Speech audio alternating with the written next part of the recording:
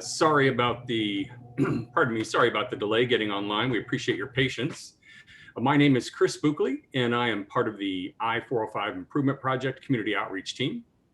Thank you for joining us today to discuss upcoming activities at the Ward Street Bridge. I'm here with Joey Fernandez, and we will be providing a brief update on the project, and then we'll focus on the Ward Bridge. First, a little housekeeping. Thanks, Chris. Hi, everybody. Here are a few things to keep in mind for this meeting. After the presentation, we're going to have a Q&A session where participants will have the opportunity to ask questions. If you wish to ask a question during the Q&A portion, click Q&A and type your question, then click send. For those of us that are joining by phone, dial *9 from your phone to virtually raise your hand. The host then will call on the caller using the last 4 digits of the phone number, and then caller will hear a message that it is their turn to ask a question, and then you may press *6 to unmute. We also have some resources for you, including the project fact sheet, our bridge map and fast facts, the Ward Street Bridge FAQs, our express lane FAQs, and the express lane access map. We've also included the detour map for the upcoming closure of the bridge. We will link these documents in the chat, and you can download them at any time during this presentation. We will also be sharing a link to sign up for our project alerts. You can sign up for project-wide alerts or just bridge-specific alerts, or both. We will also be conducting a few instant polls during the presentation, so please participate in those when you see them pop up. And we'll be sending out an electronic survey after the meeting, and we really appreciate your feedback. So also, we'd like to acknowledge additional team members who are working in the background to keep the webinar running smoothly. They are Jessica Stock and Anna Finlay. They will be managing questions, doing research, and communicating with the audience via the chat box. And finally, we want to let you know that this meeting is being recorded and will be available tomorrow afternoon from our project website, octa.net/405improvement. So if you know someone who couldn't join us tonight, go ahead and tell them to head over to our website and check out that video. And now first, we'd like to take a moment to participate in our first poll.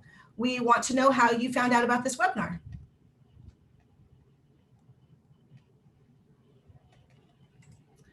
So just take a moment there.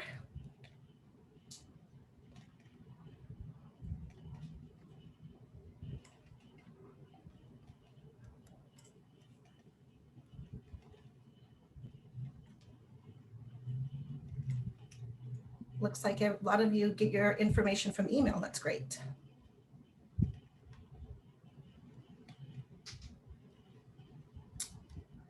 I think looks like everybody has taken the poll so far.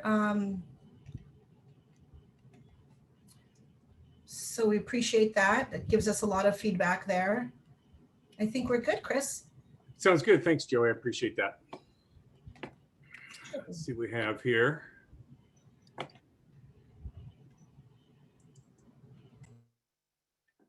Give me a second. I'll share that screen again.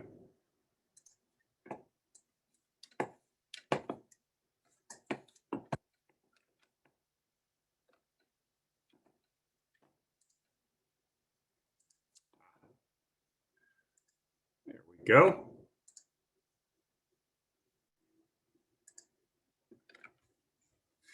Excellent. So let me jump in. I'm going to give a little bit of project background, and then going to talk a little bit about what's going on with Ward, as Joey mentioned. And then I'm also going to, we'll give a little bit of a construction update, and then we'll launch into our Q&A. So I'll try to be as brief as possible. Go to the next slide here.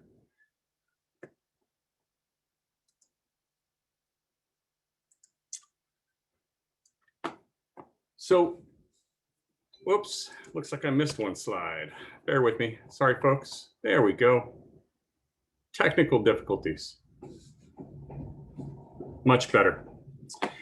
All right, so in the slide on the left, you can see that the project limits are approximately from State Route 73 in Costa Mesa to the 605 in Seal Beach. That's about 16 miles.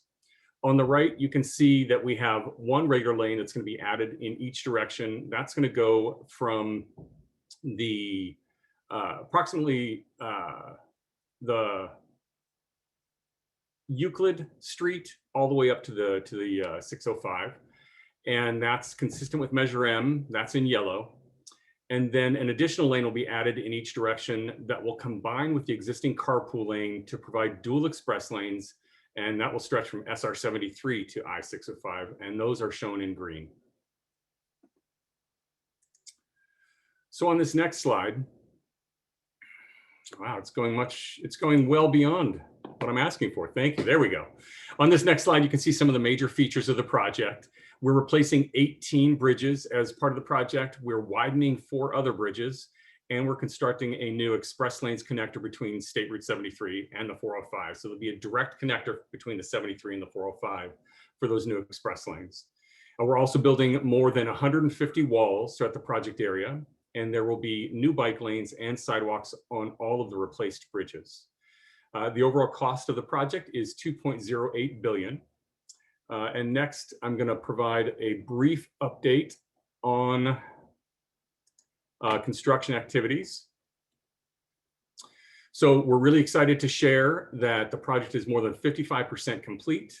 There are more than 1,000 workers involved in the project each day, so a significant number. And in these next several slides, I'm going to show that some construction project. On this one, you can see 3 bridges that are completed and open to traffic. Lucky for Fountain Valley, a lot of them are close to Fountain. 2 of them are close to Fountain Valley. One is between Huntington Beach and Westminster. So you have Slater Avenue on the left. You've got, is that Slater Avenue on the left? I think that is, yes, and the Bouchard in the upper right-hand corner and the McFadden in the lower right-hand corner.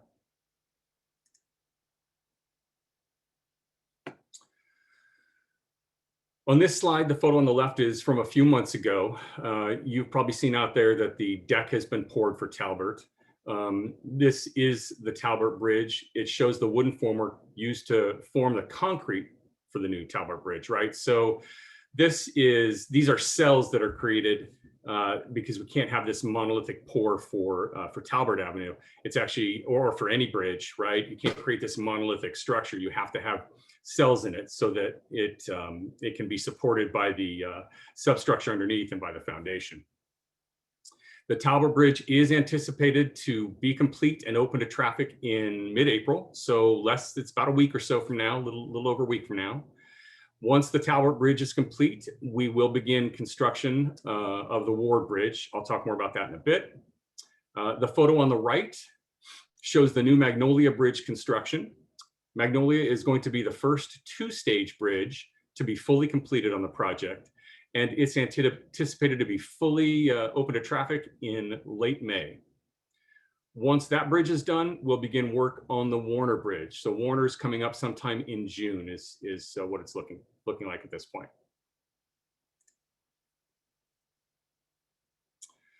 In this slide, the photo on the left shows the reconstruction of the Heil pedestrian overcrossing. This new pedestrian overcrossing will be complete and open to pedestrians later this year.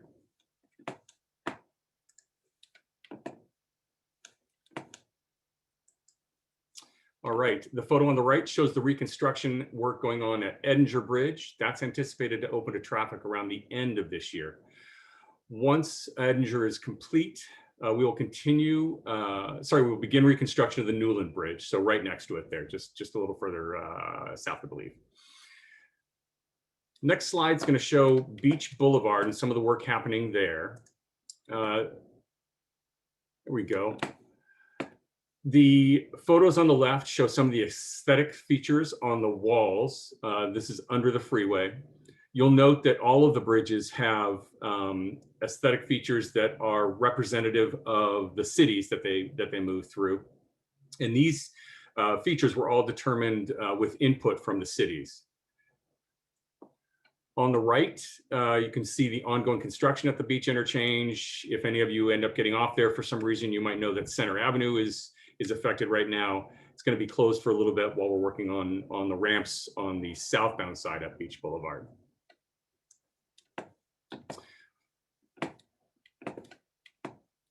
Pardon me, there we go, switching. So this slide shows in green the 3 bridge replacements that are complete and open to traffic. The only bridges that have not yet started construction are shown in red, and construction will start on those bridges later this year or in early 2022. As you can see, we have a significant number of bridges under construction, and these are the bridges shown in orange. By spring of 2022, however, we anticipate having 10 of the 18 bridge replacements complete and fully open to traffic. In addition, all 4 bridge widenings, so basically Harbor Boulevard, Santa Ana River, we've got Beach Boulevard with new structures, we've got the bridges that go over the railroads, those should all be complete as well. Some of those bridges that are widened won't necessarily be open to traffic because these are the ones that go over the railroads, for example, and over the river, Santa Ana River, because the pavement and the construction work leading up to and away from those new bridge widenings hasn't been completed yet. So while they'll be complete, while the bridges will be completed, we won't have the new lanes open just yet. All right, I'm going to switch now. Pardon me, I've got to move between a couple of screens here. So we're going to talk a little bit about Ward now and focus on this for the next couple minutes. And then we'll wrap up on some of the outreach efforts we make, and then we'll take questions. So the Ward Street Bridge is set to close at 9 p.m. on April 19th, and that is a few days after the Talbot Bridge opens. That night, crews will begin pre-demolition activities. So they're gonna remove lost deck. If you remember a couple slides back when I showed you the Talbot Bridge, those wooden forms, well, that stays in the bridge, right? The wooden forms are stuck in there forever. That's why they're called lost deck. And when it comes to these bridges that were built back in the 60s, that lost deck, that wood needs to be removed, because when we go to demolish the bridge, we don't want to mix in the concrete. We're going to remove the rebar, the steel, but we don't want the concrete to have wood mixed in with it, because we reuse that concrete. So they'll begin work that night. They'll punch holes in the deck. They will remove the lost deck, and they'll start removal work at the abutments. That's the size of the bridge. And if you drive by the Ward Bridge right now, you're in the right lane and you look to your right, you will see the abutment. That's the side, and it's got a sloped side that is covered with concrete, right? That concrete they'll be in the process of removing a lot of that concrete. This is prior to the proper bridge demolition. That full demolition is set for Saturday night, April 24th, with crews working from 10 p.m. to 8 a.m. So 10 p.m. April 24th, Saturday night, to 8 a.m. Sunday morning, April 25th. And though the main bridge is down at this point, there will be additional demolition at night under closures, as well as during the day. The day shift hours, you may already know this by now if you live close to the freeway, they are 7 a.m. to 4 p.m. with crews mobilizing as early as 6. And then the night shift hours are 9 p.m. to 6 a.m. Typically, night work consists of, in this case, removing demolished materials. That requires lane closures, which Caltrans generally only allows us to do at night, because the traffic volume is lower than it is during the daytime. So now I want to switch a bit to construction of the new bridge. The first thing you'll see is not a lot happening. We're going to place some fill material. This is for settlement at the abutment. So on the sides of the bridge, where the new foundation is going to be installed and where the new sides are going to be built, we put a lot of dirt on there, and that's to compress the earth beneath, so that it does not drop anymore once we do any additional work and we build the structure itself. We don't want the structure sinking at all. So that settlement period where we place the heavy fill dirt on there is going to be about May, June, the May-June period. Then they'll start excavation. They'll remove that dirt, and then they'll excavate down deep for the foundation, and they'll start pile driving. Right, so the pile driving will take place for the outside abutments for the sides of the bridge in summertime. And then throughout the summer and fall, the crews will be doing forming and rebar and concrete work for those abutments. So you see the sides, the new sides of the bridge show up, which is kind of cool. During this time also, and continuing through the middle of next year, there are some retaining walls. And these are approach walls along Ward Street between, and it's on the, that would be the west side, right? Between Antelope River Avenue and the freeway. So there are a couple of retaining walls that need to be constructed. That work's expected to start summer or fall of this year and continue through the middle of next year, as I mentioned. Back on the freeway, once those sides are completed, once the abutments are completed, they're going to do paving work for the outside lanes. There's a situation here where there's not enough room for them to work on the sides of the bridge and the center columns at the same time. So we have to finish the sides of the bridge, pave the lanes in front of that, shift traffic to those new lanes. That creates a work zone for us in the center of the freeway. Then you'll see the same process go through. There'll be excavation, there'll be pile driving, and then you'll see the columns being constructed, right? They'll form those, they'll put the steel in there, the rebar, right? And then they'll pour the concrete for those columns. Then all these forms will come off both the sides of the bridge and the center columns. And that's when you start to see the false work installation. So that's that temporary support structure that basically helps the bridge stay up and helps the construction of the forms that I showed you on the Talbot Bridge as well.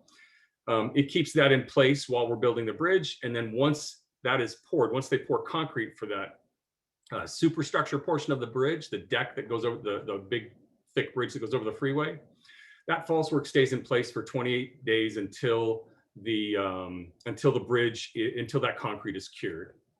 One of the distinctions about this bridge is that it's similar to Fairview and Bolsa Chica, different from all the other ones. There are precast girders that are going to be created. So these are concrete girders. They have to be built and then brought onto the site and installed by crane. That is expected to be happening sometime in summer of 2022. So a little over a year from now. And that will actually be that will be forming that superstructure, if you will. But there also will be a pour for the superstructure. They'll be doing the wood forming and doing a pour as well. These girders are the support for the bridge deck, for the bridge itself, the bridge superstructure. The last bit of work is, and you'll see this happening on Talbot right now, is the installation of the concrete barrier, and that's on each side of the bridge, and then they install fencing on top of that. They build the approaches, right? So these are the concrete connectors between basically the bridge and the slopes leading up to the bridge, and then they'll tie those connectors into the existing road pavement, right? And they'll also do some electrical work at this time. They'll handle all the traffic signals. They'll do the civil work, which is curb and gutter, sidewalk. All of that comes together toward the end. You'll see that happening right now, as I mentioned, out at Talbot. And all of that is expected to be completed probably late summer, early fall right now, 2022.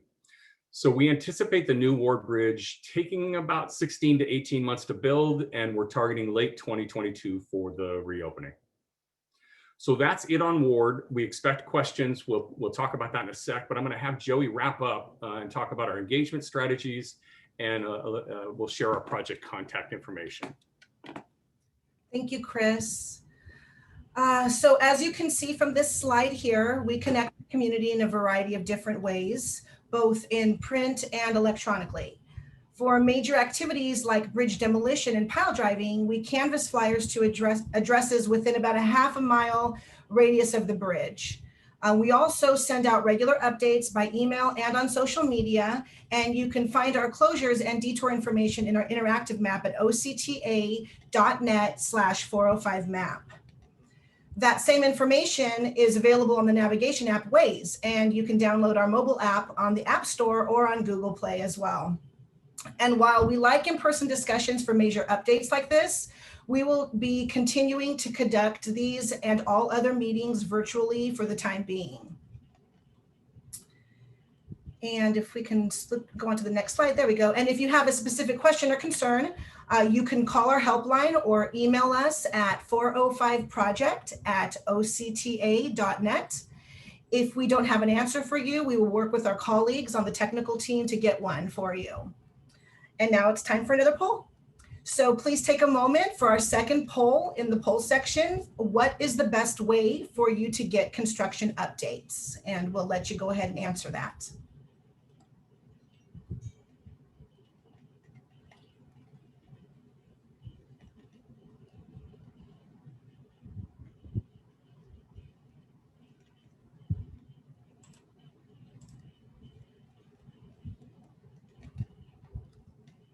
Thank you all for engaging with these polls because they really do help us get some information that's needed to get all the information out to you.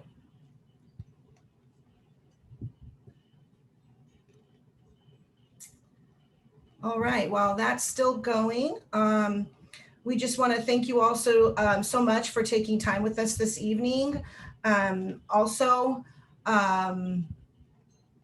We want to go ahead and begin our Q&A portion of this meeting. Let's see, we can go ahead and take the poll down now. I think everybody has stopped.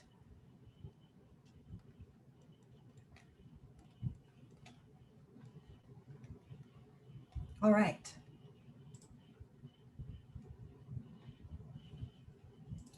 Oh, looks like we have a lot of questions here, Chris. You ready?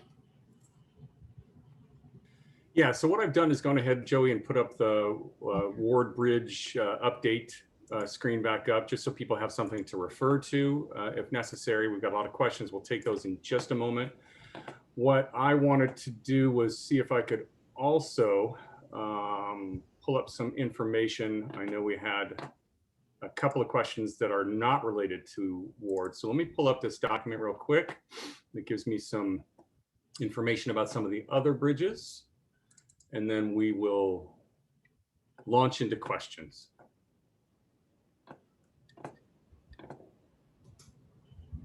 Why don't we go ahead and start with the first one? You got it. Excuse me. This question is from Chuang, and I apologize if I did not say that correctly. When will the Brookhurst Street Bridge be complete? All right, that's actually the document that I'm pulling up. It should be up in a second here. There we go. So Brookhurst, right now, we are looking at phase 2 being complete in mid-2023. So the first half is, and it's a longer bridge, right? It's a very complicated bridge with a very complicated set of on and off ramps as it skews across the freeway, and it's very large. But the first half, we can get information about when the first half is going to be complete in the traffic switch. I'll ask the team to take a look at that. But the entire bridge is expected to be completed in mid-2023. Thank you. Great. This next question is also from Chuang. When will the Beach Boulevard Bridge be complete? Right. So what's happening at Beach Boulevard is it's a little bit different. We're not actually widening the bridge there per se. What we're doing is reconfiguring that interchange. We're actually going to have an update in a couple of months to provide the community more information about that. So Mr. Chuang, we'll make sure that we get that information to you. And I'm sorry, if we could just find out from the team, can you see the Ward Street Bridge update? Is it showing up for you? Yes. Okay. All right, good. Thank you. All right, so what I wanted to mention about Beach Boulevard is it is construction of 2 new on-ramps, essentially, right? So if you're coming southbound on the freeway and you get off at Beach Boulevard, it used to be that you would cross over Beach, make a loop, and you could go northbound on Beach. And then to go southbound on Beach, you get off, take Center Avenue and turn right and go south on Beach. That's completely changed now, and that will be the permanent configuration on the southbound side. And so there's no more weaving between people trying to exit and go northbound on Beach and people trying to get on the southbound on-ramp. Instead, everybody will be getting off at the Center Avenue off-ramp, That whole area is being reconstructed and widened to deal with the traffic volume. But you'll be getting off there and you'll be able to turn right or left as you can today, but turn right and left from Beach Boulevard. And in what that does is gives us the room to create this new structure for the southbound on-ramp, the loop on-ramp. So it's a separate structure. That structure itself's been built. And then the work that you see going on now on the southbound side by Bellaterra, all of that is the reconfiguration of the ramps there. And as I mentioned, we're going to have a meeting in a couple of months where we're going to talk through the new geometry of that ramp and the new design there and show people how it's all set up. Just real quick, Joey, one last thing on this one. We can't open that new connector, that new bridge, that new on-ramp, if you will, that new structure, because we're still working on Edinger. And until Edinger is widened enough, until the area under the freeway is widened and paved, we can't open that new loop on-ramp. So there'll still be access there. It just won't be it won't be to the new structure. So you'll still be able to loop on from Beach Boulevard and get on southbound 405. Thank you. Really quick, Chris, there is a little a rectangular screen, like a gray screen in front of the information for Ward. It's not covering the verbiage, just the picture, but I just wanted to let you know that. But all right. All the information is there. There you go. Is that better? Yes, thank you. Great. And we got an answer from our technical team regarding the Brookhurst Bridge. The first phase is expected to be complete by late this year. Excellent. And I think you said that. Okay, next question from Joel Ferris is, it's a statement. The 405 website is a good source for information regarding construction. What is left out is what's being done to protect our new and expensive bridges and walls from tagging. Also, I have seen nothing on the landscaping plans. Got it. So thank you, Mr. Ferris. During construction, the contractor is responsible for all maintenance throughout the corridor. That includes addressing any kind of tagging that occurs on the new structures. There's really no way for us to protect the new structures any differently than they would normally be protected, right? It is a closed work site, but people will go through gates, hop fences, et cetera, and they will tag. And what we try to do is within 24 to 48 hours of seeing it, because our team is driving up and down the corridor all day, every day, weekends included. And we try to get that covered up within 48 hours. It is unfortunate, but it's nothing that we can control. As for landscaping is going to be handled toward the end of the project.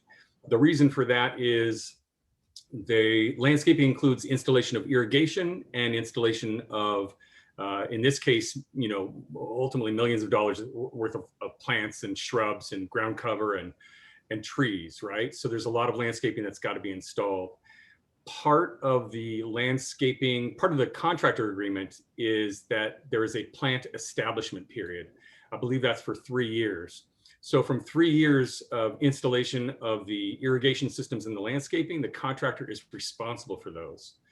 And in situations where we're still doing active construction, which is essentially all along the corridor right now, the contractor doesn't want to put those plants in and put that irrigation in only to have to come back and replace it, and have that sort of responsibility, because they would have caused, because maybe some work crews caused the problem, broke the irrigation or trampled plants, things like that. So right now the plan is to install landscaping toward the end of the project. And it won't be at the very end. It'll start in, I would imagine, probably later next year, 2022, and continue on through 2023. Thank you, Chris. Melvin Martin had asked about describe the extent of the landscape of the approach to Ward Street Bridge, and also who will be tasked with maintaining the new landscape. Sure, great question. The landscaping, there are landscaping plans for the Ward Street Bridge. We'd be happy to share that with anybody who's on the call. I don't have them memorized, but it's an approach we're taking elsewhere on the project, where it's a combination of ground cover, shrubs, some larger or smaller trees, and then some larger trees. They will not be planting mature trees. We can't do that because ultimately those die. They don't establish very well, and it becomes problematic for the contractor. And you really want them to establish well and grow. But they are working. They try to get landscaping in there. It's all done per a landscape design manual that Caltrans provides. It's guidance that's actually available on their website. Everything was designed with those pallets as the basis. They try to get trees that grow quickly, things like that, ground cover that's going to spread quickly, things like that. And as for maintenance, that depends on the area. I believe Ward might have some areas, and maybe our technical team in the background can help out, but I believe Ward has some areas that are under city maintenance responsibilities. They're in the city right of way, and others that are in the other areas around Ward that are in the state right of way. And so whatever is in the state right of way is taken care of by Caltrans. Whatever's in the city right of way is taken care of by the city. Hope that helps. Thank you. Excuse me. This is from Ed Lau. Can you also provide an update on Euclid? Will there still be lane reductions during the Ward Street construction?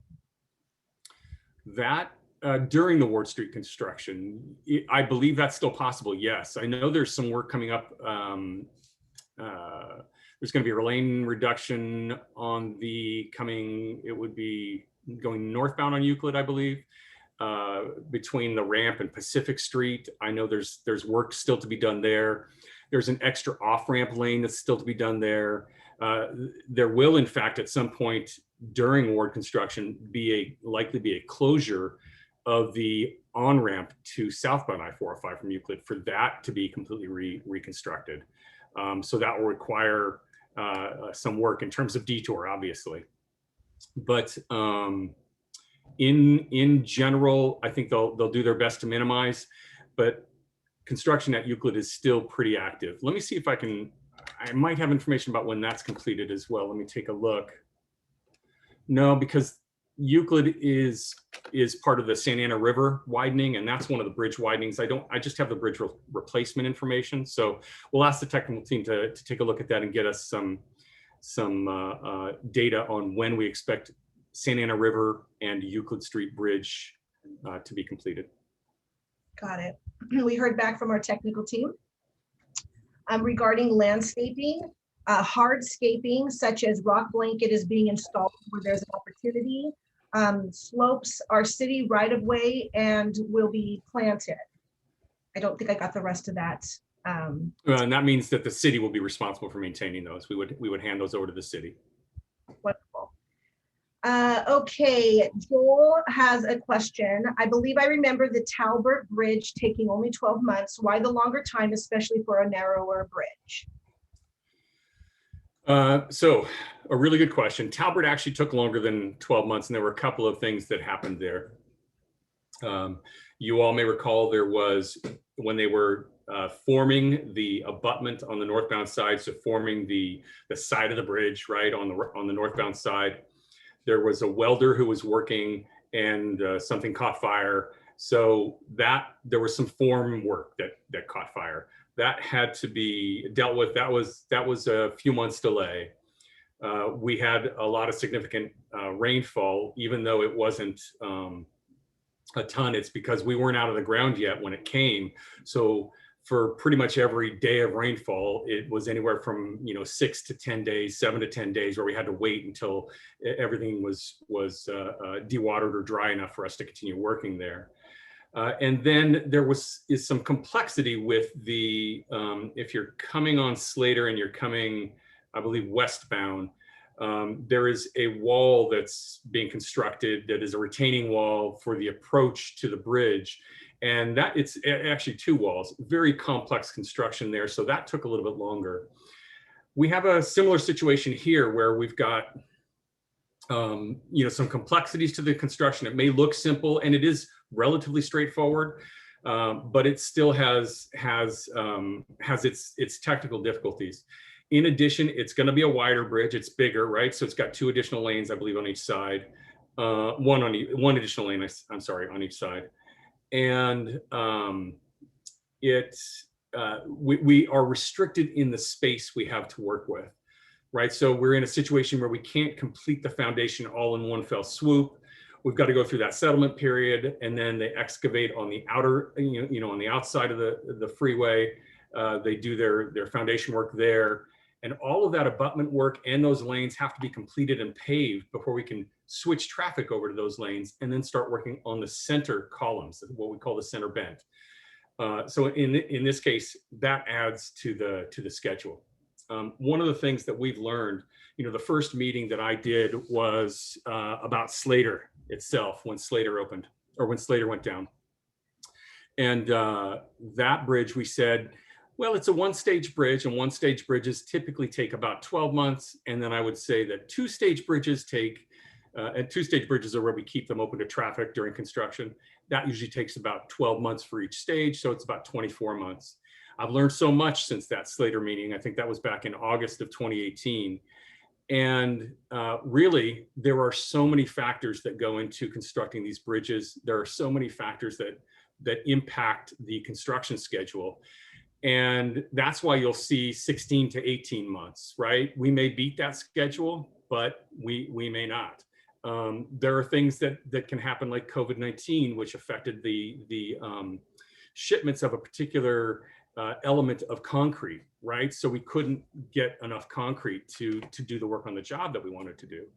There might be there are a lot of construction projects sort of ramping up right now, and getting people to for the job. Sometimes that is an issue, getting resources for the job. Sometimes there's something that's part of the project known as critical path, and you have to be working on those items that are part of the critical path, or the project schedule will push out, and we can't let that happen. Ward Street, and the technical team can help me with this, but I don't believe Ward Street is part of the critical path, which maybe that too is contributing to the longer schedule. So I hope that helps. Thank you. Chris, we did receive an email question from Sherry Krieger, and would like to know, how can you close Ward while Brookhurst is minimized? Also, those of us who live in Tiburon will be swamped with traffic of people in Greenbrook and from motorhomes using Tiburon as a shortcut. Right. So we do need to keep on schedule. Talbert will be open, so that will take the pressure off, some of the pressure off. There will be congestion though as a result of this. We've been dealing with this now for almost 3 years. Project's been under construction, and or a little bit more than 3 years actually. And it is difficult, and we know the community is having to deal with this in a multitude of ways. If you live in Tiburon, you've been dealing with Talbert. You've been dealing with walls being constructed adjacent to the property there, by the freeway and by the on-ramp from Talbert. You are now going to be dealing with the Ward Street Bridge. We do everything we can. We've got a maintenance of traffic team that does everything it can to evaluate the detours and ensure that we're keeping traffic moving to the greatest degree possible. They optimize the signals at intersections, but we still have to do more than one bridge at a time, or this project would last far longer than basically 6 years is what construction is going to be. Great, thank you. I do want to mention one more thing, Joy. I'm sorry. With respect to the question about people going through Tiburon, I believe the pedestrian detour utilizes Tiburon, but the vehicle detour does not. And as the outreach team, we will press hard on that, and we will partner with the city to make sure that we're putting the word out there not to cut through Tiburon. We'll also work with the MOT team to see if there's anything we can do. Maybe there's some signage that might work, things like that. But you let us know if you're seeing more people detouring through the community, and we will convey that to the maintenance of traffic team and see if there's any way we can get that addressed. Thank you. Great. From Angie King, how high will the fence along Durango River be? There seems to be different heights. Sorry, are we talking about the wall on the freeway side? I think that is it, right? Because I think Durango is the one that follows the freeway. I do not have the answer, except I know that it's going to be as high as it was when we took it down. We had that discussion back with the Talbot Bridge a while back. What we'll do is ask our colleagues to take a look. I want to make sure I'm talking about the right location. And if anybody knows the answer to that, feel free to jump in. But if not, I'm going to use my trusty Google Maps here.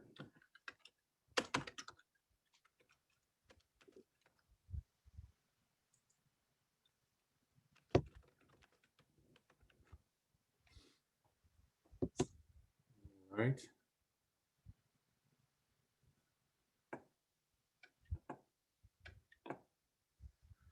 Taking a while to load. Sorry about that, folks. But as soon as it comes up, we'll make sure we have the right street, and then I'm pretty sure it is, and then we'll get the yes, Durango River Court.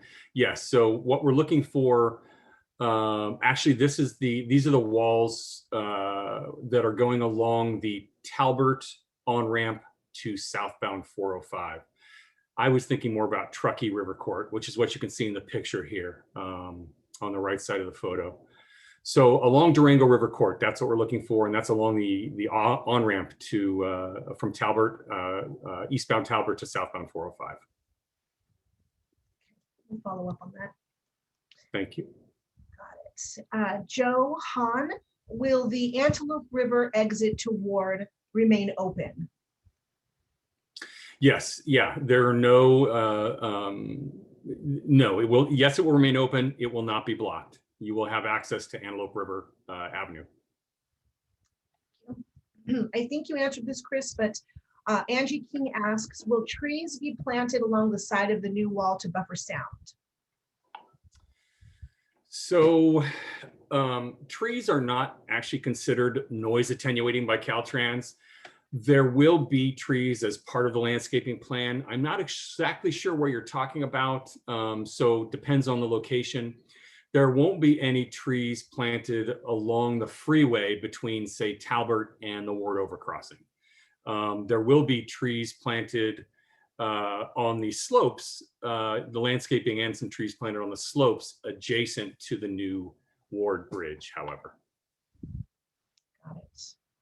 And to go back to the question regarding the height of the wall along Durango Court, the sound walls along southbound freeway will be the same height as they were previously.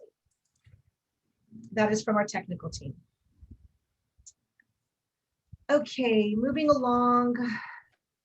David Hernandez asks, how many lanes will be on Ward? So I believe it is 2 in each direction. Team, correct me if I'm wrong, along with bike lanes in both directions. We've got a handy map. I believe that you should be able to see something in the chat about that, right? There should be a link in the chat. That window's not showing up for me. And yes, we just posted it. It is titled the Bridge Replacement Fast Facts. So if you pull that open, that'll give you some information on the proposed new bridges. Yeah, it's a 2-page document. The first page is the bridge map that I showed earlier, and the second page is gives you an alphabetical list of the bridges. So you'll want to look for Ward W, obviously the very end there, and you'll see what the bridge had before and what it has now. I'm actually just pulling that document up myself. Looks like we've got the old map in there, folks. Oh, you know what? Because we haven't updated it. So that's actually the correct bridge construction map. We just have adjusted the colors somewhat. So Ward down toward the bottom, yep, currently has 2 lanes. We'll have 4. Currently sidewalk just on one side. We'll have sidewalks in both directions, and we'll still have bike lanes in both directions. Hope that helps. Great. And Pam Benson had the same question as earlier. Will Antelope River exit from Tiburon onto Ward remain open during construction? And I believe your answer. Yeah, we're not blocking we're not blocking residential or business access. Great. Ted Gibson asked, why did the McFadden Bridge take so long to complete? Were there problems? McFadden took so long to complete for a number of reasons. McFadden was a really complex bridge. If you drive under that or drive over that, you know, it was a complex design, and then to actually implement that design, to construct it, you know, the constructability, they had to do a lot of work out in the field to address any kind of issues that came up. And there are a couple of other things. If you recall, a couple winters back, we had a tremendous amount of rain. It was about 140% of normal, so 40% more rain than normal. And that really set us back a number of months. I think that was somewhere around 3 or 4 months that set us back. We had pile driving that occurred there, and some of the pile driving, and there's also there's settlement and there's excavation, there's the use of vibratory equipment. We had to schedule that around some surgeries that were happening at a nearby surgical center. I believe it's actually called Talbert Surgical Associates there. They do eye surgery. So we had to work with their surgery scheduler to make sure that we weren't doing pounding in the ground when they were doing eye surgeries. And we realized that was caused problems for residents, right? Because you're still having to wait for that bridge to be done. And you know, sometimes we were doing pile driving on weekends, but we really try to work with everybody, residents and business owners, to make this as efficient as possible. So we worked around that schedule. That took a lot of time as well. There were utility conflicts. There was a utility issue on the northbound side that we had to deal with that really took some time. There was a redesign required as a result of that. And that redesign had to go through the approval process with Caltrans.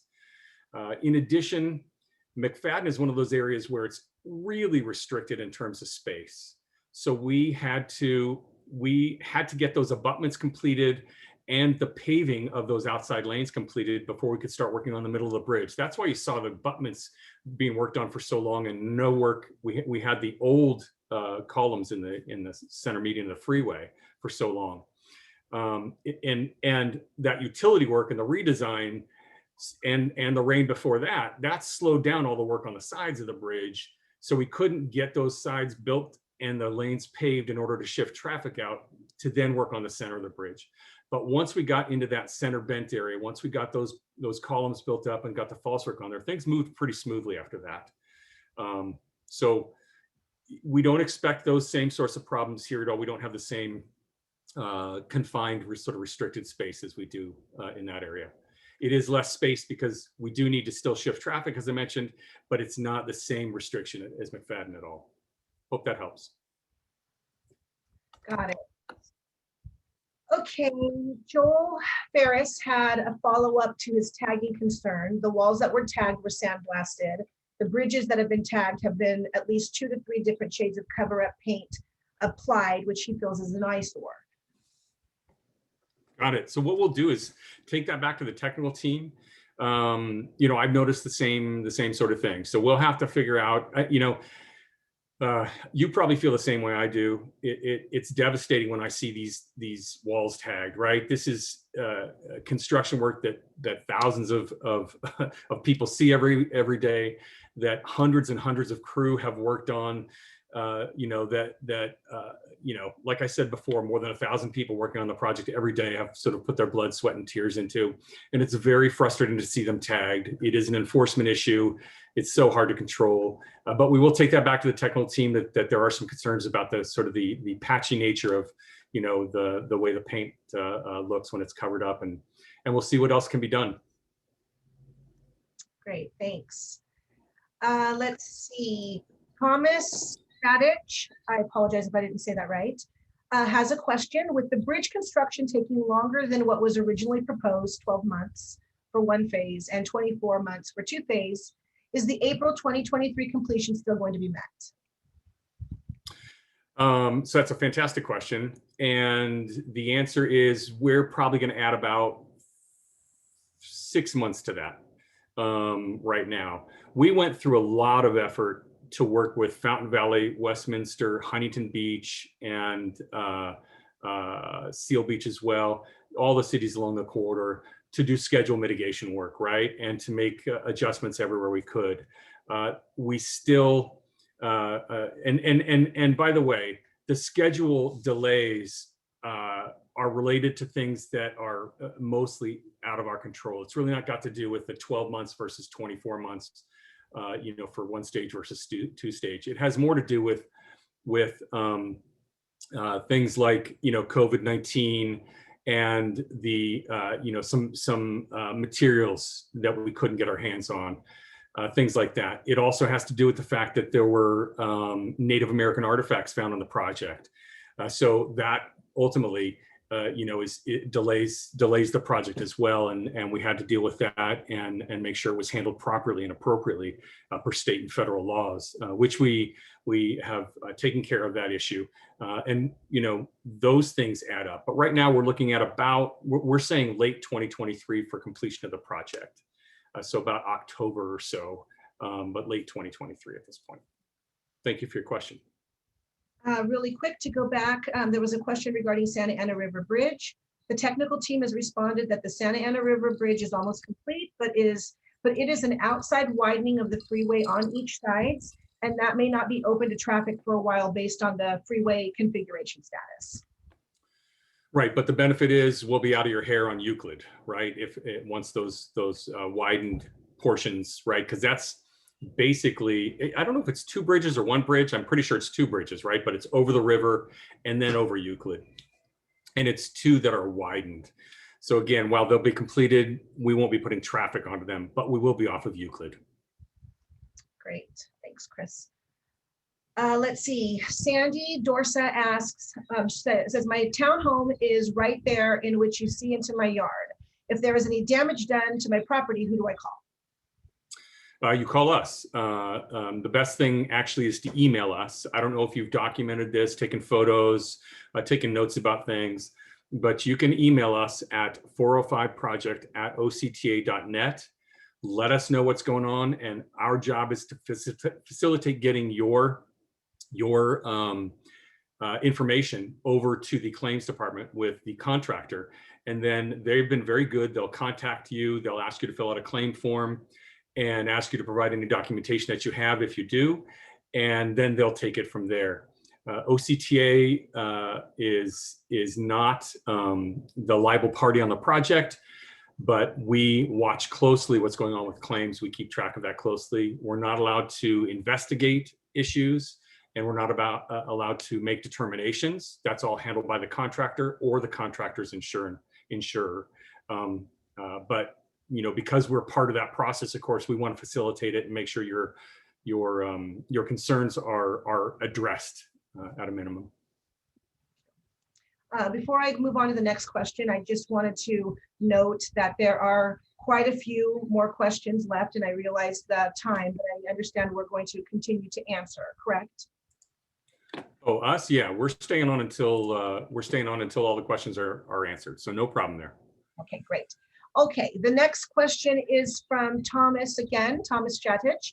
Your bridge map now shows the Warner Bridge being completely torn down instead of half at a time. Why was this changed? Warner has the most east-west traffic on the bridge of the bridges in Fountain Valley. The closure will now cause gridlock in the other Fountain Valley east-west streets. Right, Thomas, that's a great question, and you are correct. It was originally a two-phase bridge where we would keep it open to traffic during construction. And one of those, I mentioned this earlier, schedule mitigations, right? So we had this discussion with the city of Fountain Valley, and it allows us to make up for any kind of lost time, not all of it, but make up some lost time by changing that to a one-phase bridge. It's not starting until Magnolia is complete, so it will be done, and then you'll have all of the other sort of bridges around there completed as well. Take a look at a map and actually go over that. But basically for schedule mitigation purposes and to get us out of the city of Fountain Valley really sooner.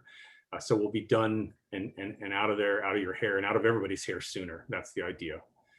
So we do understand that it's going to have an impact on traffic.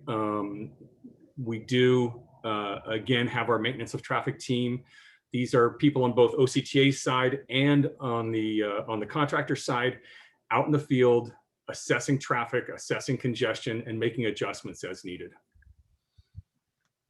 Thank you, Chris. Ed Lau asks, when will the additional lanes on the 405 be open for traffic? So the answer to that question is late 2023.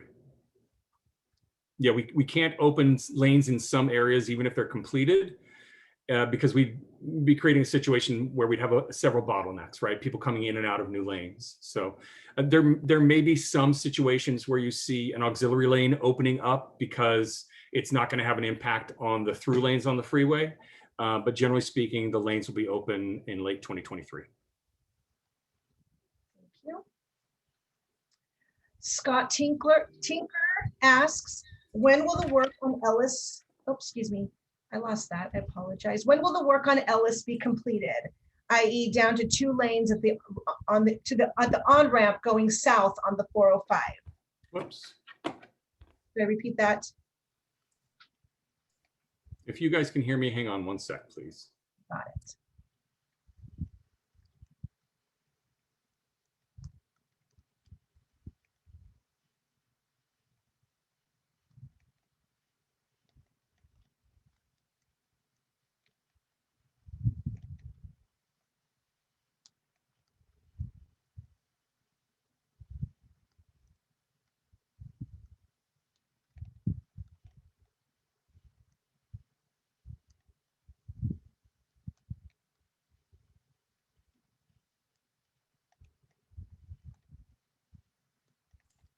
Can anybody hear me?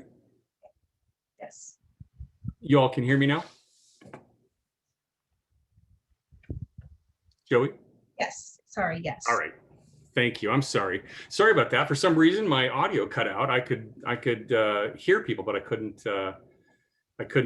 I knew I was talking and nobody could hear me. So if you could do me a favor and repeat that last question, I'd appreciate it. Absolutely. Scott asks, when will the work on Ellis be completed, i.e. down to 2 lanes at the on-ramp going south on the 405? So all of that has to do with the bridge being constructed over Euclid. So I think it's my understanding that's going to be completed pretty soon here. If I understood correctly, Joey, correct me if I'm wrong. And once the work over Euclid is finished, they'll finish the work hopefully on Euclid and any changes there at the on-ramps. And so hopefully within the next, Joey, remind me what our technical team members said. Was it a few months here? Yeah, sorry. I got it. Thank you.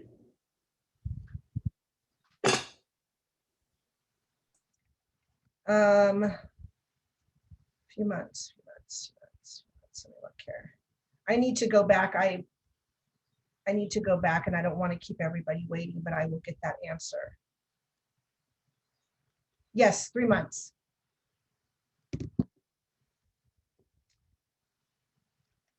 Oh, you're muted. For those of you who saw a gray box in the middle of my screen, that's because I had the chat window up and it, for some reason, covered up the middle of the slide. So my apologies. Okay, yeah, we can see it again now. I mean, not the box. We can see everything now. Fantastic. Okay. Next question is from Ted Gibson. He asks, is each bridge being built by a different contractor? How many different contractors? That's a great question. The answer is no. There's one contractor on the project, and that is 405 Partners JV, joint venture. And it is a combination of OHL and Astaldi. OHL basically is working with Astaldi. They're a joint venture, and they're the ones who are the main contractor constructing everything on the project. There are, of course, dozens and dozens and dozens of subcontractors, right? Because the folks doing the block wall, whoever's bringing in the concrete, different animal. But generally speaking, it's all one contractor with subs. Thank you. Mm-hmm. Rich Tonti asks, will the new Ward Bridge be 2 lanes or 4 lanes? So it will be 4 lanes, 2 lanes in each direction. It's currently 1 lane in each direction, so it will widen to 2 lanes. So that, And that information, sorry, go ahead, Joey. I was just saying that answers the next question, which is from Scott, will the Ward Street Bridge be widened? Yeah, yep. And there's an FAQ. Hopefully we put a link to the FAQ for the Ward Street Bridge in there. It tells you how much wider, how much higher, how much, yeah, those two dimensions it's going to be, right? And, you know, obviously with adding one lane in each direction and ensuring that we maintain bike lanes and now have sidewalks in both directions as opposed to just one, it will definitely be a wider bridge. And when you build the bridge wider, when you've got to build a longer span across the freeway. So right now this bridge is actually 4 spans. I can't really zoom into the picture. Actually, I think I can zoom into the picture now that I think about it. Let me know if you all can see this. Is that zooming in for everybody, Joey? It is. Great. So right now you've got some columns right here. Can you see my hand right here? Yes. All right, maybe I can bring my annotation tool out. Yeah, so you've got these columns here, these columns in the middle, and these columns here. And you can see that we're widening the freeway on both sides. You can see how much wider it's going to be, right? So we have to, this area is in the way of the new lanes. And this, remember, we're building 2 lanes on the outside of the freeway, and then we're restriping the entire freeway so that the two lanes in the center in each direction are the express lanes, and we've got 1 additional regular lane on the outside. So this is a 4-span bridge. It's ultimately going to be a 2-span bridge. There won't be columns on the outside here or on the outside here. You can see this at Talbot if you take a look there and you're driving. And to do that, we've actually got to lengthen we're lengthening the bridge, and we're going to have to raise the bridge, right? So that's actually going to lengthen the bridge. The approach to the bridge is going to be, you know, out here some more, and it's also going to be a little bit higher here on both sides. Hope that helps. And let's see, Sean Coe asks, with the Talbot Bridge on the north side of my home is backed into the bridge. The soil was raised by 2 feet. Will they bring the soil back to pre-construction depth? The soil, let's repeat the question. I want to make sure I understand. The Talbot Bridge on the north side of my home is backed up to the bridge. So it sounds like his house is backed right up to the Talbot Bridge on the north side. The soil was raised by 2 feet. Will they bring the soil back to pre-construction depth? So will that compact down again? Yeah, I don't know. That's a great question. We're going to have to actually ask you to share with us via email your address. And we'll take that question back to our technical team, the design team, and find out what the plans are for grading that area. That will help us understand. Great. And Sean, if you can send your address with the complete question again as well, so that we make sure we answer it correctly. And that is to email us at 405project@octa.net. Let's see, Thomas has another question. Will the asphalt pavement between beach and harbor be redone as part of this project? If you're talking about existing lanes, which I think you may be, the answer is no, that is not part of this project. However, Caltrans has a follow-on project once this one is completed, where they will be doing some rehabilitation of the roadway. I don't know the limits of that project. I don't know the specific details.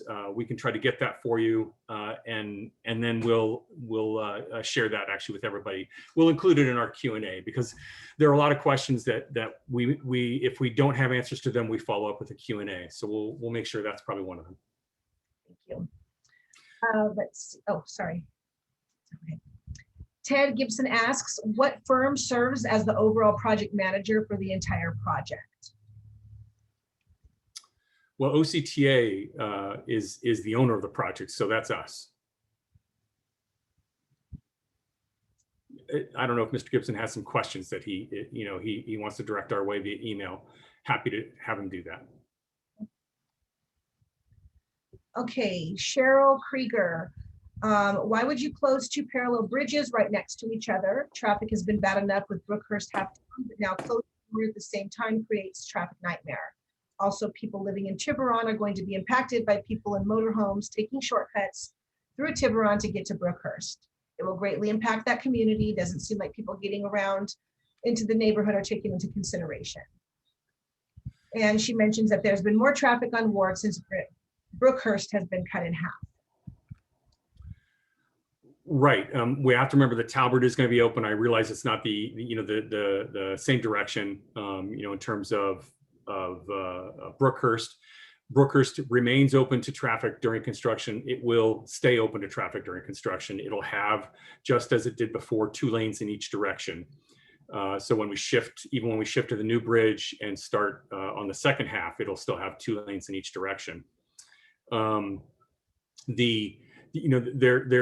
is thoughtfulness that went into this. There is a desire to ensure we complete this project as efficiently and safely as possible, and get out of get out of motorists and residents' hair and business owners' hair as quickly as we can.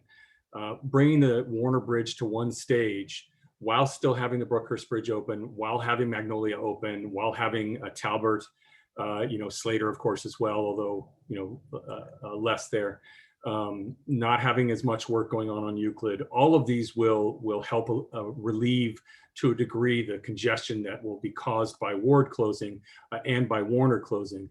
And we'll, again, make sure that our maintenance of traffic team really is on top of things and optimizing intersections. But we have to take these steps to ensure that the project gets completed on time, right? And really that we're maintaining our schedule to the greatest degree possible.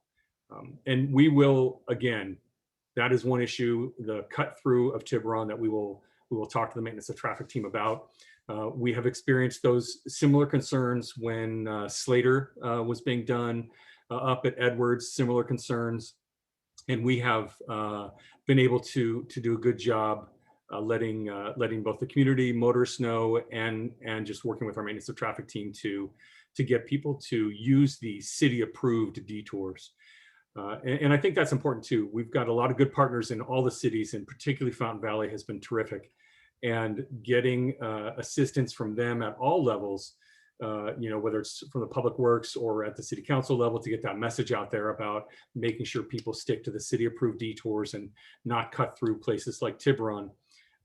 That's a message that we'll work with them on getting out as well. Thank you, Chris. Certainly. Scott Tinker asks, is the Ward Street Bridge demo date a firm date? It is currently, yeah. I believe that's the 24th, I said, right? And that is the firmest date. They were gonna do it across 2 dates initially. And I think it was going to be the 24th, and then what would be the first after that? Right, yeah, but it looks like they're holding it just to one night. I think we got that news today, did we not, team? Today, correct. Yeah, so it will be one night. Now, I say that with some some caution, right? Because the bridge will close on April 19th, and demolition work will start immediately that night. But that demolition work is not the same as the closing the freeway and demolishing everything, right? That's punching holes with a breaker hammer, with a pneumatic hammer attached to a little excavator, right? And it's to punch holes in the bridge deck and create openings that then crews can go down. They go down ladders into those openings, and they remove that lost deck, they remove that wood out of there that can't be in there when the full demolition occurs. In addition, as I mentioned, and I'll try to zoom in here again, since that's actually something I was able to do. When it comes to these sides of the bridge and these concrete slopes, right? They're going to want to try to get these concrete slopes out of there as much as possible, and do any kind of demolition that they can get done ahead of time as early as possible. So there will be work starting on April 19th once the bridge closes. The major demolition, where they close the freeway and they demolish these 4 spans that is all set right now for April 24th. So that's the big night. Thank you, Chris. Certainly. Angie asks again, well, she states again regarding Durango River, the wall. It looks wonderful so far, but the height appears to dip right by my bedroom window. Yeah, if the wall will be the same height as it was previously. So if your bedroom window was not visible previously, then it will not be visible once the wall has been completed. But really what I would appreciate is, this is one of those instances where I'd like you to email us, give us your exact address so that we can actually find the height of the wall right where you are, right, and in proximity to your home. And that goes for anybody who's living along Durango Court, who's looking for that information. So please email us, give us your address, and we will look up details on the wall construction. Same if you're living on Truckee River Court. Okay, I believe Pam asked us a couple of times. I know we answered, but she might have missed it. She would like to know, will Antelope River be open onto Ward South during construction? It will be. Yeah, we won't be closing off construction, residential and entrances or access during construction. So you'll be able to get in there, yes. And Sean Coe asks, will the pile driving on Ward Bridge happen in the evening again, like Talbot Bridge? Right, so the answer is,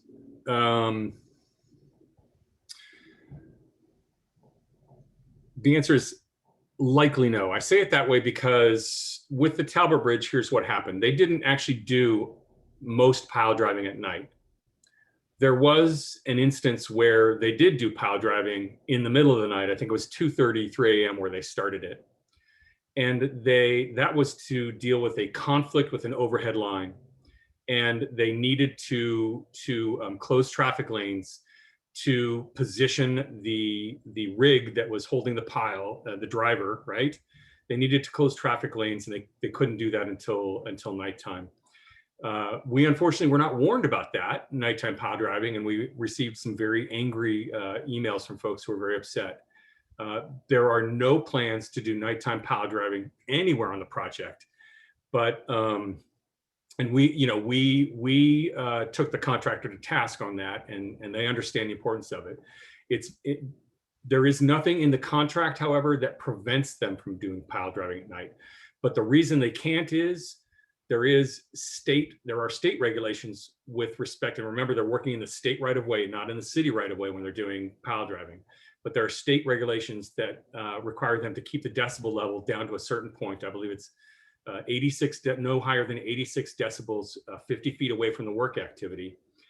And there's no way they can meet that with pile driving, right? So they can't do pile driving at night because of that reason. I don't know how they managed to get around that with Talbot on that one instance, but they did. And there is, when they're doing the demo work, because that work is has some peak levels that may go over 86, but it doesn't stay at that level. It's not consistent and constant. They're able to do some of the demo work at night. But we've asked them to minimize that too and do everything they can behind K-rail, right? So closing, not closing, but creating work areas behind K-rail. Whenever they have to close a lane to do work, or to remove materials that have been demolished, then they have to close a lane. That has to be done at night. Thank you, Chris. We will warn the community. If there is going to be any kind of pile driving, whether day or night, we will warn the community. Our goal is to get word out there to you at least a week in advance. And we work on that constantly. We're constantly doing notifications all up and down the project to try to get the word out. And we really encourage you to sign up for our databases, right? So the Ward specific database, the Talbot specific database, even the Euclid St. Anna River specific database, all of these, you'll get information about major activities because that's how we get the word out, in addition to using flyers. But flyers aren't as fast as getting word out by email. So please sign up for those databases. Okay, Gloria Neal asks, Will a traffic light be added at Adobe River as part of the Ward Bridge project? I don't think so. I don't think that's within the project area. Let's see here. Adobe River comes out onto Brookhurst, right? Yeah, no, that is not within the project area. So I don't believe we're doing anything there. So no. Okay. Let's see. Sean Coe asks, when will construction damage to homes be addressed? So anytime you feel like you've incurred property damage, if you actually, I believe, Mr. Coe, you've submitted we've worked with you. I think you came to the city of Fountain Valley, and then we worked with you to facilitate the claims process. Feel free to email us on a regular basis. The claims department on the 405 side deals with a lot of claims, right, throughout the entire 16-mile project area. And remember, we're actually dealing with 32 miles, right, because it's both sides of the freeway. But Rachel Peterson is her name. If you haven't heard from her yet, let us know. We'll give her a nudge, and hopefully she'll contact you soon. Then you fill out that claim form. At that point, it's a process, and if it's property damage, they're probably going to refer it to their insurer to come out and take a look at the situation. I have seen some of these investigations take several months when it comes to property damage. So it's good to sort of keep on top of things, right? And just email us. You'll also have Rachel Peterson's email and address. Ultimately, she's again works for the contractor. And you'll be able to contact her directly to nudge her along as well. But I don't have a standard period. Let's see, Michelle Romine joined late, and she says, sorry if I was already asked and answered, but I live in Tiburon. Will we have increased police or traffic enforcement to control those cutting through Antelope River? Yeah, so if I'm not mistaken, and you all in Tiburon would know, of course, much better than I, but those are public streets, so it's not as if they can't be driven on. Now, the motorhomes might be a different story, so I can't speak to that. But with respect to enforcement in general, that's really up to the city of Fountain Valley. We will convey to them absolutely that there is concern about cut-through traffic using Antelope River and Adobe River. Or however they're trying to get through there, and we'll let them know that that isn't a concern. It was expressed to us on this call. We meet with the city once a week on a regular basis, and then also monthly we meet with them. So they are very well aware, and we have good contact with them. But I can't say whether they're going to add more enforcement or not. Okay. If you see an infraction, if you see somebody breaking the law, please do call them and let them know. Use the non-emergency line, and give them a call. I know the city is just very responsive. Michelle has another question. She lives in Truckee River Court, already having problems with floorboards due to vibrations from Talbot Bridge work. How do we move forward for any compensation for damage from Talbot, and what can we expect from Ward since they're 500 feet away from it? Sure. So with respect to any kind of concern about property damage, you're going to email us, the OCTA outreach team, at 405project@octa.net. Include what you think the damage is. If you've got any kind of documentation of the damage, that would be terrific. We are going to facilitate getting that information to the claims department for the contractor, OC 405 partners. And then their claims department will reach out to you, get a claim form filled out, and start the process of investigating the situation. OCTA can't investigate or make a determination about your claim at all because we're not the liable party on the project. The contractor is, but we want to make sure you don't get forgotten. We want to make sure that we get your information over to OC 405, and as I explained to Mr. Coe earlier, let us know and we'll nudge them. So with respect to the Ward Bridge, it's a smaller bridge than Talbot. Don't know how many piles are involved or anything like that. And oftentimes during pile driving, prior to pile driving, they will do an inspection. They'll do a pre-construction inspection. OC 405 will. I don't know what the requirements are for that. With respect to the Ward Bridge, there may be some homes within a certain distance of the bridge that will fall under the requirement for a pre-construction survey. Well, it's not a requirement. It's something the contractor can do if they choose. It's good for them and good for you because it will minimize, well, it won't minimize, it will allow them to see what damage is there, if any, prior to the start of their work. And so, it minimizes any confusion in afterward, right? But obviously it sounds like they did not do that with respect to Talbot for you. And in that case, you would file a claim. But Ward, it's not going to be any different for Ward. And I'm not sure where in Truckee River Court you live, but if it's within a certain distance, and we can find out for you, by the way. So if you want to email us with your address, we can check into that as well and see if there's going to be a pre-construction survey. Thank you. And Michelle, one last question. Certainly. Let's see. She would like to know if there's any way to get reimbursement for hotel expenses for the night of Ward Bridge demo for those within 1,000 feet of the bridge. If you would like temporary lodging for the night of demo, email us, let us know, and we will find a way to set it up for you. Yeah, we've got the contractor, actually, not we. The contractor has agreements with Marriott properties throughout the corridor, and we can provide a night or two of temporary lodging as needed. Yes, and I tell people that on a regular basis, right? Because sometimes you just need a respite from all the construction and the activities. I do realize that in these times with the pandemic, it's still active, even though things are tapering off. People may not be comfortable, but if you are, and you could use a night's break from the construction activity, let us know, and we will arrange that for you. We can pretty much only do one night, maybe 2 nights tops at a time, but we realize how much you all are putting up with, how difficult this is, especially when you live so close to the freeway, and we wish we could make it go away for you. So this is the least we can do, is get that temp lodging for a night or two. I hope that helps. Okay, let's see. Frank has a question and some kind of comments. How close is the Ward Bridge going to get to the townhouses in Tiburon at the base? And will some land be used from the RV Superstore across the other side? Looking at the Talbot Bridge, it looked like a lot of the bridge is shifted towards the houses on the right with their new sidewalk up against them. I'm concerned about privacy, safety, and noise.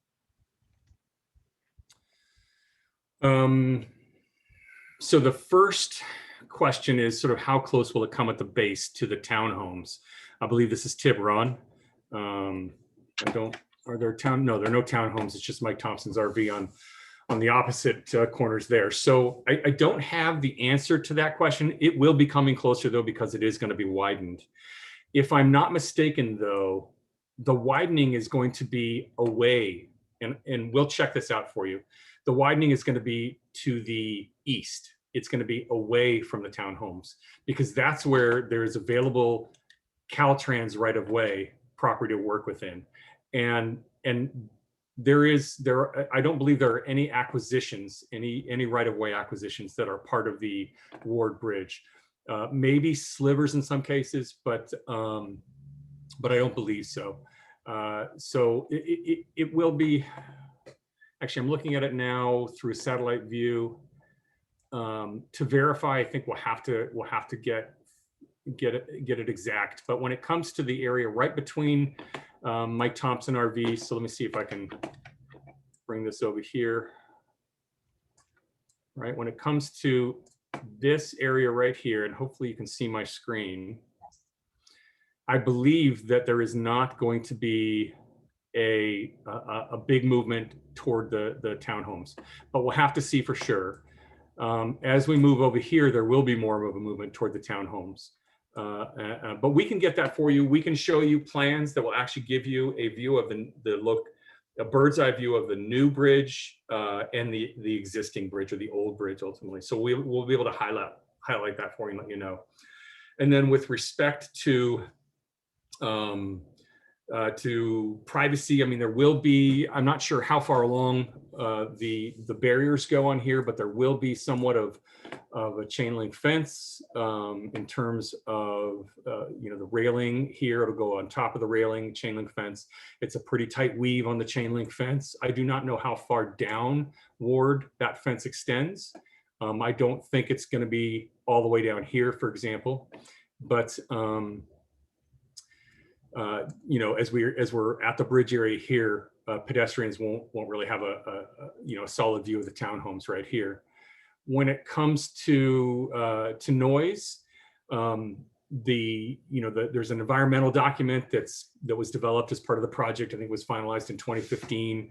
There was a very thorough analysis in that document. I think there were multiple analyses done when it comes to noise, and a decision to install sound barriers where it met a certain criteria. So, that's all up and down the corridor. We're replacing a lot of walls.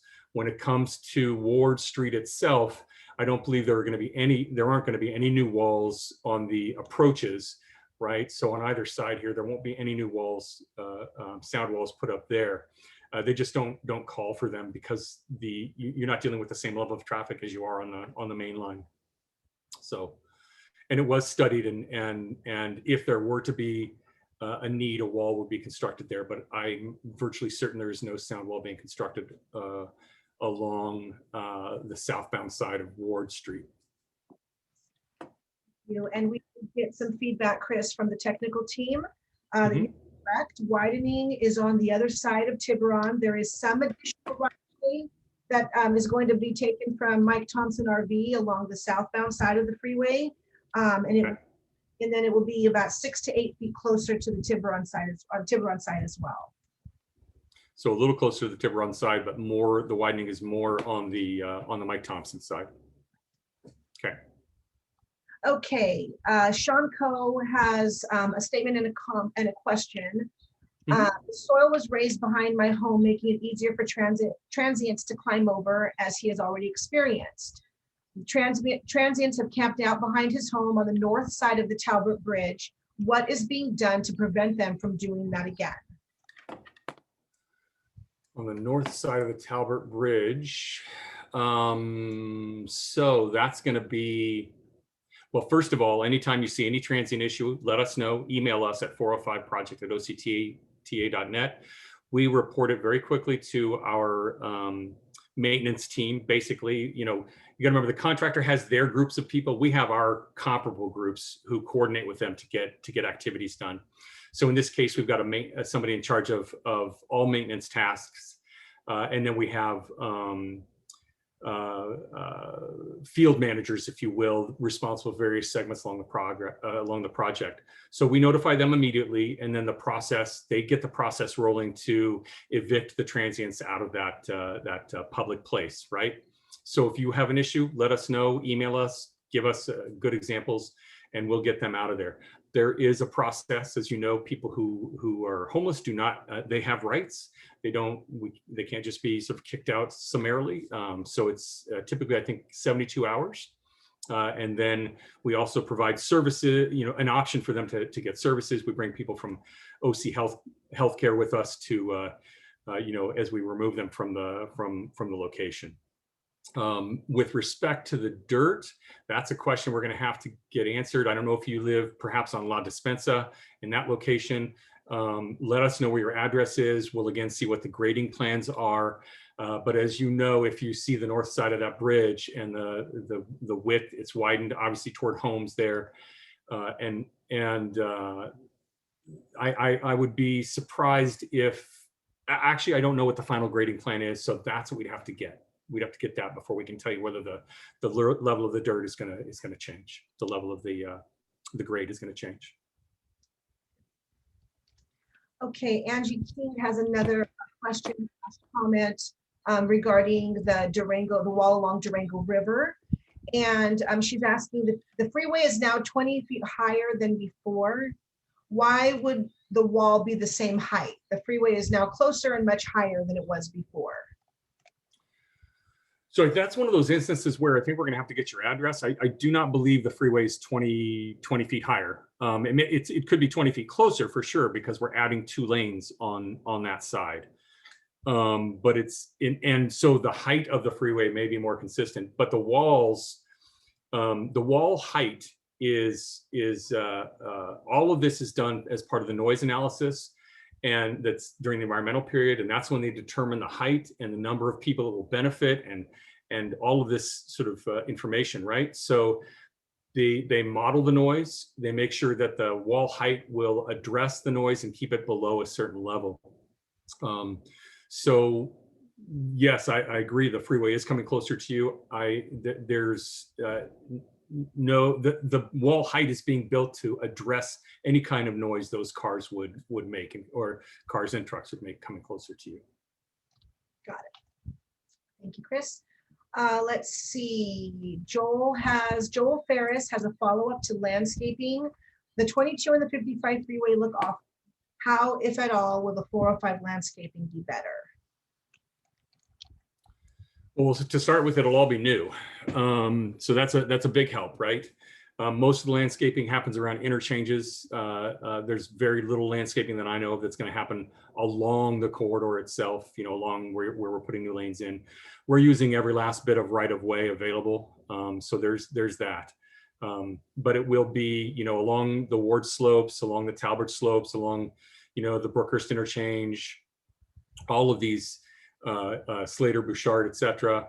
You're going to have new planting. You're going to have, there are a team of landscape designers involved in the development of the landscape plans, discussion back and forth between OCTA and Caltrans and the contractor about that. And that's what I mean by a team working on it. There's guidance that's in place by the state, by Caltrans with respect to landscaping.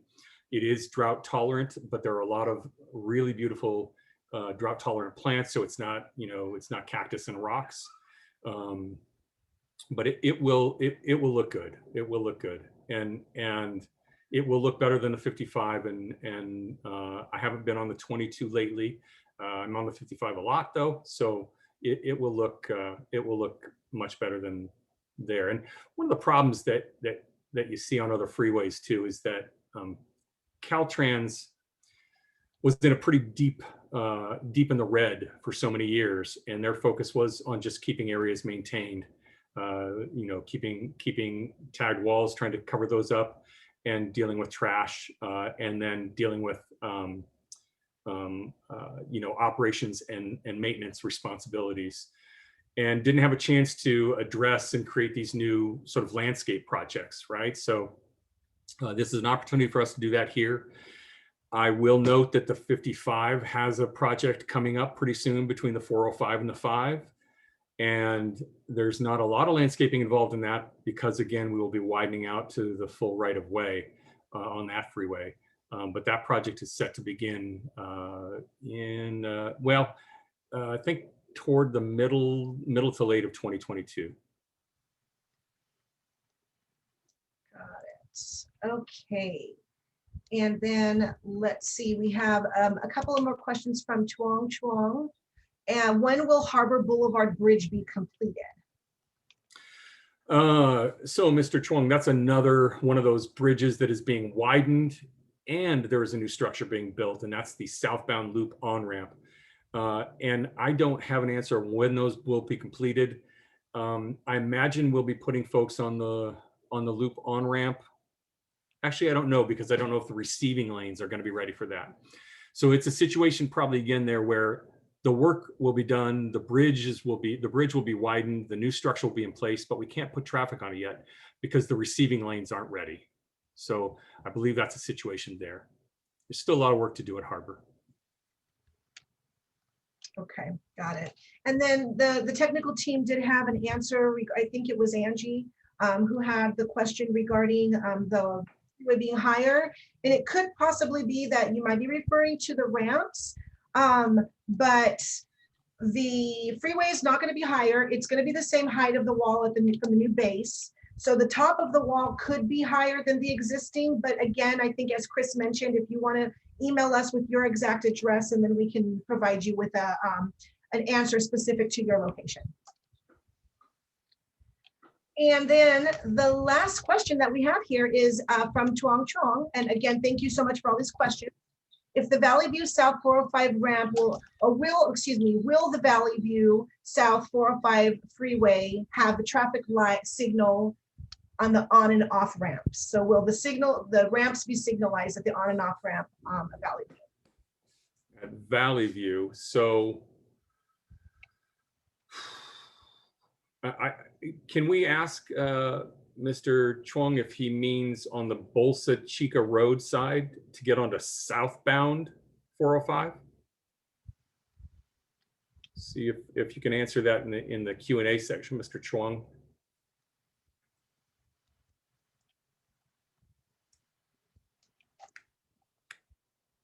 And if he does it, we can also ask that he email us as well. Sure. It looks like he is talking about the Valley. He says Valley View South 405 freeway on and off ramp. I believe you're talking, Mr. Chuang, about Bolsa Chica Road right there. It turns into Valley View when you get at the north end, when you get a little further northeast, if you will, and as you're going over the 22 freeway there.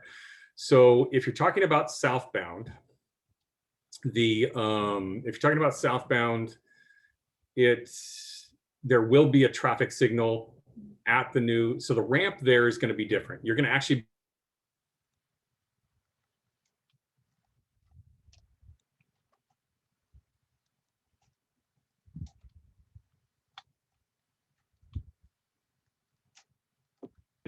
T section, the on and off ramp, and you will be able to either come either direction on Bolsa Chica Road and turn onto the southbound freeway, and there will be a traffic signal there.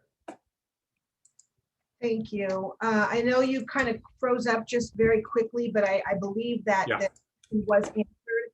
And then really quick, Chris, if you could pull that chat box away again, please. Oh, sorry about that. And Thank you. one last question, and everybody, thank you all for being so patient while we get to all these questions. So Ed Lau has a question. Will the Brookhurst 405 freeway on and off ramps be reconfigured similar to Beach Boulevard? Similar, yes, not the same though. I think in all cases, you know, I actually have that document on my machine here. I don't want to jinx my internet connection, but I might try to get there. But I believe, first of all, what I can say for sure is when you come off the off ramp, there will be no more free sort of right going one direction on Brookhurst. You will be coming to a stop, and same thing when you get on, right?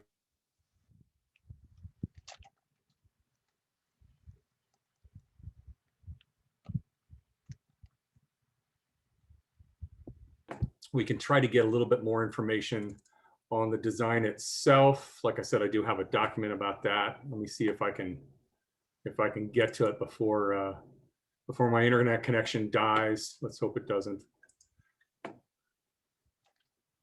But I'm going to open this. I think this might be it.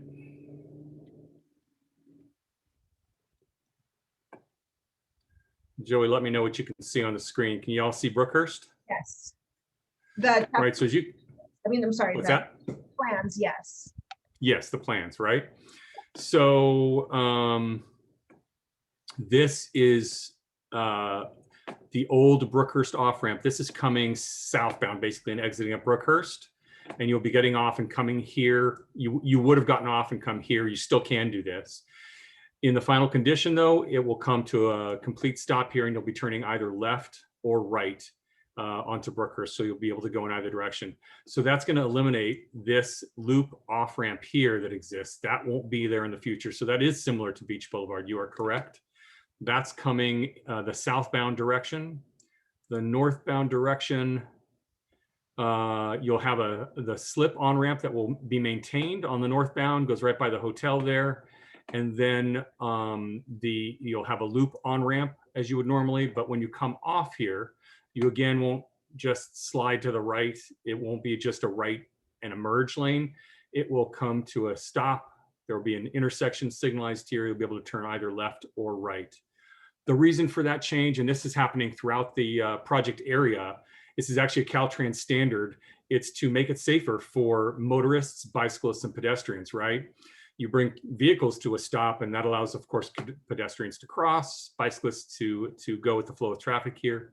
In addition, you eliminate this weaving, right? I mean, anybody who's gotten off here at Brookhurst and tried to get over to Slater, you're taking your life into your hands a lot of times. So this will eliminate that danger, that sort of weaving and merging that goes on there. Same on the other direction. I hope that helps. Chris, it looks like we've answered all the questions. Forever and ever. I doubt it.